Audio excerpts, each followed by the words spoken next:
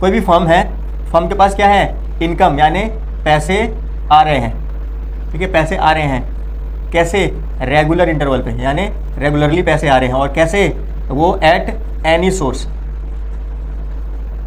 At any source का मतलब क्या है कि पैसे आ रहे हैं फर्म के पास, रेगुलर इंटरवल पे पैसे आ रहे हैं, और वो कहीं से भी आ रहे हैं, उससे फ़र्क नहीं पड़ता कि वो बिजनेस की एक्टिविटी से आ रहे हैं या बिजनेस के अलावा किसी अदर एक्टिविटी से आ रहे हैं, तो क्या होता है, रिवेन्यू। ठीक है, income arising from any sources in regular basis, that is called revenue. ठीक है, जैसे कि अपने गुड्स और सर्विसेज को सेल करके जो पैसे आ रहे हैं वो भी क्या है, रिवेन्यू के अंडर ही आएंगे। और मान लो फर्म ने अपनी किसी बिल्डिंग को रेंट दिया है तो उससे जो पैसे आ रहे हैं वो भी रिवेन्यू है। फर्म ने कहीं पैसे ब्याज पे दिए हैं तो उससे जो इंटरेस्ट आ रहा है तो वो भी क्या है गाइस, रिवेन्यू है। कमीशन के पैसे आ रहे हैं फर्म के पास, वो भी क्या है, रिवेन्यू है। रिवेन्यू फ्रॉम ऑपरेशन, कि मान लो कोई बिजनेस है, क्या है, एक बिजनेस है ए लिमिटेड।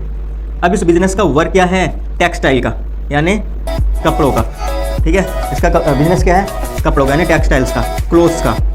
ठीक है, अगर मान लो कि क्लोथ्स को सेल करके इस फर्म के पास, ए के पास जो क्या आ रहे हैं, पैसे आ रहे हैं, यानी इनकम आ रही है, तो उसको क्या बोलते हैं हम, revenue from operation. It's mean, इसमें क्या बोलोगे कि इनकम आ रही है फर्म के पास और रेगुलर आ रही है, बट एनी सोर्स से नहीं, बिजनेस की एक्टिविटी से, फ्रॉम बिजनेस एक्टिविटी। ठीक है गाइस, तो इसका मतलब क्या है, फर्म के पास रिवेन्यू पैसे आ रहे हैं, रेगुलर इंटरवल पे आ रहे हैं, बट ओनली बिजनेस की एक्टिविटी से पैसे आ रहे हैं। जिस चीज़ का फर्म का बिजनेस है उससे पैसे आ रहे हैं तो वो क्या है, रिवेन्यू फ्रॉम ऑपरेशन है। तो इट्स मीन उनका कपड़ों का बिजनेस है तो कपड़ों को सेल करके जो भी पैसे आ रहे हैं वो रिवेन्यू फ्रॉम ऑपरेशन है। ठीक है, और अगर उनका मोबाइल का सेल करने का बिजनेस है तो उससे जो पैसे आ रहे हैं वो रिवेन्यू फ्रॉम ऑपरेशन है। अगर उन्होंने बुक्स का बिजनेस है, बुक्स को सेल करके आ रहे हैं तो रिवेन्यू फ्रॉम ऑपरेशन है। फर्नीचर का बिजनेस है, फर्नीचर को सेल करके जो पैसे आ रहे हैं वो क्या है, रिवेन्यू फ्रॉम ऑपरेशन है। एक्सपेंडिचर का मतलब क्या होता है अकाउंटिंग में, ठीक है, देखिए आप, एक्सपेंडिचर मीन एनी पेमेंट, कोई भी हम पेमेंट कर रहे हैं, ठीक है, फॉर एक्वायर, एक्वायर मतलब प्राप्त करना, ठीक है, फॉर एक्वायर्ड, एक्वायर क्या, गुड्स और असेट्स।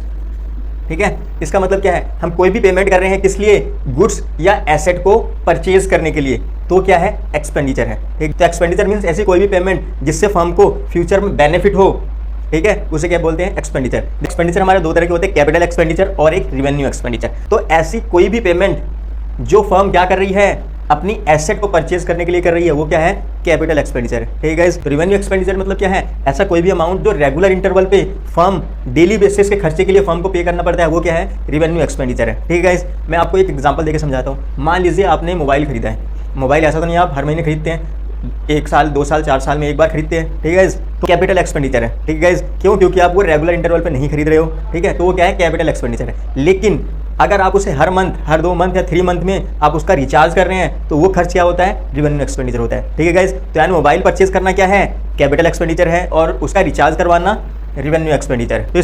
तो एक्सपेंस मीन्स क्या होता है गाइस, ऐसा कोई भी खर्च जो फर्म अपने गुड्स और सर्विसेज को प्रोड्यूस करने के लिए जो खर्च करती है वो क्या होता है, एक्सपेंस होता है। ठीक है गाइस, तो इनकम मतलब क्या है, रिवेन्यू माइनस एक्सपेंस, यानी उस रिवेन्यू को जनरेट करने में, उस रिवेन्यू को कमाने में कितना एक्सपेंस हुआ है, उस एक्सपेंस को खर्च करने के बाद जो बचता है वो क्या है, इनकम होती है। ठीक है, अब प्रॉफिट का मतलब क्या हुआ, किसी पर्टिकुलर टाइम में, किसी एक अकाउंटिंग पीरियड में कमाई गई इनकम को हम प्रॉफिट बोलते हैं। ठीक।